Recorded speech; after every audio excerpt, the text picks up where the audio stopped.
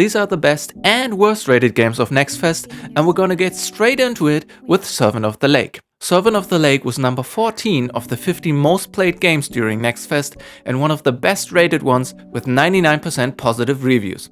I understand why. The trailer shows you pretty much exactly what you're gonna get, a puzzle game with eccentric style and offbeat humor. The story is simple. You're a new servant at the Vanderboom estate, here to serve the family and maybe uncover a dark secret or two. The puzzles had exactly the right difficulty for me, not too hard but not too easy either, though I will say that I don't play many puzzle games, so your experience may vary. The puzzles also follow a clear logic. Whenever I solved a problem, I always knew how and why. It never felt random, even if the setting is sometimes a bit surreal. If you're into dark humor or puzzle games or both, definitely give it a try. A game you don't necessarily need to give a try is Dust and Diesel. It's the only bad game in this video that has more than 100 reviews. Does that tell us something? Maybe. At least that a lot of people played it and felt compelled to write a review. Why is it bad? Well, one reviewer writes that they had to wipe their OS because the game wouldn't close. I didn't have this problem, but another reviewer hit the mark for me. This felt like I was playing a game from the early 2000s.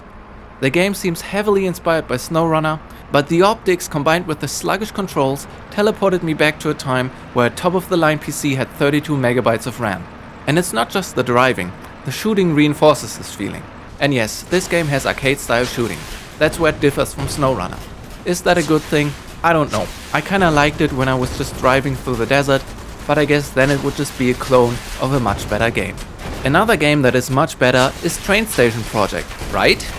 So I've played the demo of Train Station Project, and while simulation games are usually not my jam, I have to say this one was pretty fun to play. But first of all, sorry for the German UI. Switching the language to English was grayed out in the menu, so I guess that's just not part of the demo. The sound of the dialogues, however, was in English. There you go! In Train Station Project, you are managing you might have already guessed it, train station. The story is pretty much straightforward. Your boss tells you that the station was closed due to debts, and now you have to take care of it. Simple enough. So let's get into it. Your eye markers always show you where to go next, and short text tutorials tell you how to do whatever you need to do. Most of the tasks are pretty satisfying to complete. Some of them even have little mini-games. And while, for example, selling tickets seems easy at first, I can already tell that it may become quite stressful to sell hundreds of the correct tickets to the customers while simultaneously keeping an eye on cleaning the toilets, taking out the trash, and even beating up some criminals. Eyes out!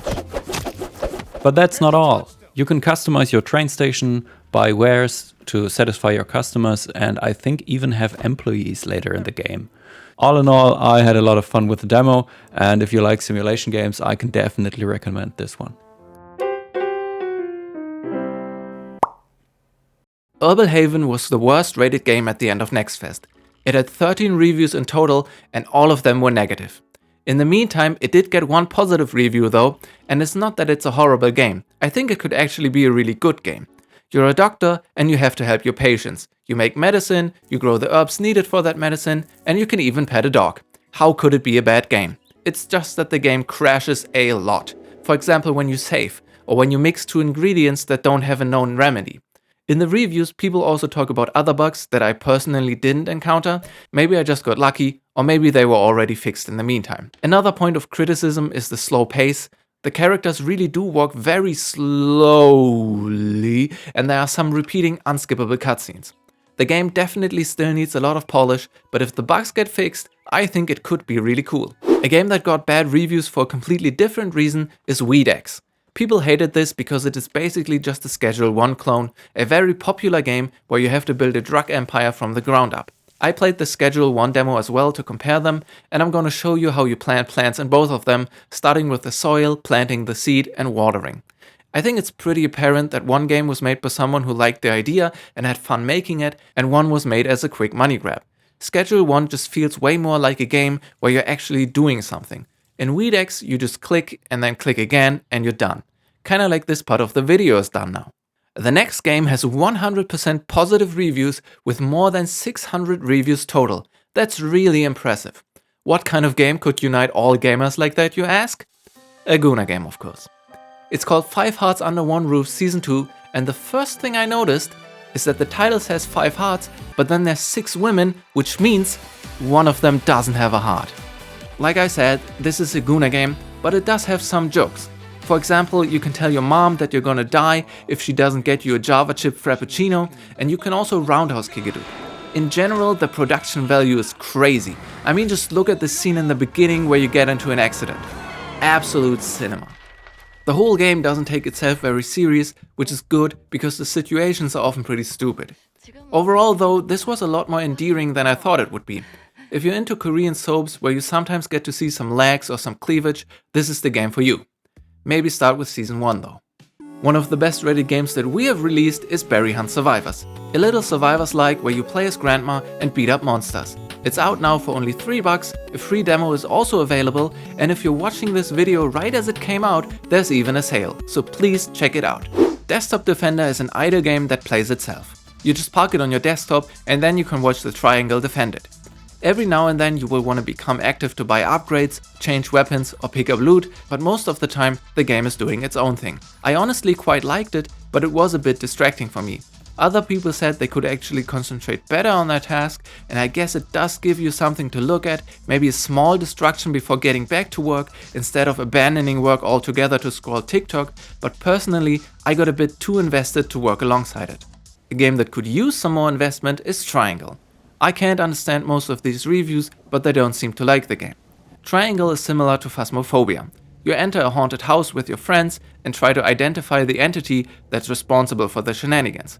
While Phasmophobia is set in the now and you're paranormal investigators, Triangle is set in the past and you're playing as priests and nuns. People in the reviews are upset about the bugs and lag, but also the extremely low visibility in the game. There also wasn't much going on in our playthrough. Of course, this is somewhat part of the concept to build suspense, but it seemed a bit boring. I'm gonna be honest, I couldn't get past the tutorial in Space Sim Tycoon. This could maybe be a cool game in concept, but the movement and placement systems are just super clunky. I could not for the life of me place this depot in the blue square. It just doesn't work. It's a mess, would not recommend in the current state. Big Hops was one of only 3 games that had more than 100 reviews and all of them were positive. You're a little frog and you swing, jump and climb through different worlds. The look is very cute and the gameplay seems varied enough. The different worlds really are different. The story is that you're a frog. You've spent your whole life in the forest and just as you want to explore more, you get kidnapped by a dude named Dis and taken to a strange dimension before he strands you in a different world. Now you gotta find your way back with the help of some friendly tanukis. The puzzles are often pretty easy, even giving you hints like this giant X on the ground so you know where to throw the jump pad mushroom. I'm guessing that's only going to be the case in the earlier levels, but I also don't expect the difficulty to pick up much. If you're looking for a cozy jump and run, this is the game for you. And if you've watched this far, this is definitely the channel for you. So don't forget to subscribe, like, hit the bell, comment and do your laundry. Bye!